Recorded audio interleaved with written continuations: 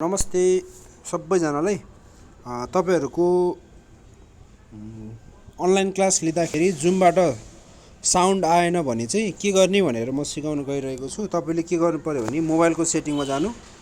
मोबाइलको सेटिङमा गइसकेपछि तपाई एप्स भन्ने आउँछ है, तपाईहरुको एप्स भन्ने यहाँ देख्न सक्नुहुन्छ। एप्समा गएपछि म्यानेज एप्समा जानु।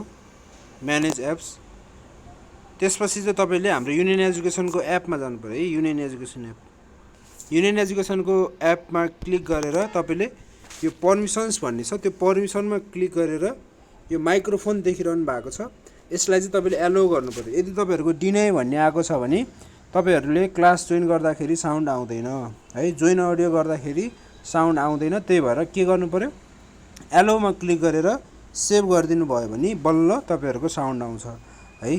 त्यही भएर के तपाईहरुको साउन्ड प्रब्लम छ भने यही सेटिङमा गएर एप्समा गएर म्यानेज एप्समा गएर अनि हाम्रो युनियन एजुकेसनको एप भित्र पर्मिसन्समा जानुभयो भने तपाईहरुको प्रब्लम सल्भ हुन्छ है। युनियन एजुकेसन एपमा गएर आस्क पर्मिसन अथवा एप पर्मिसन भन्ने रहेछ, त्यहाँ गएर माइक्रोफोनलाई एलो गर्नु होला। Thank you.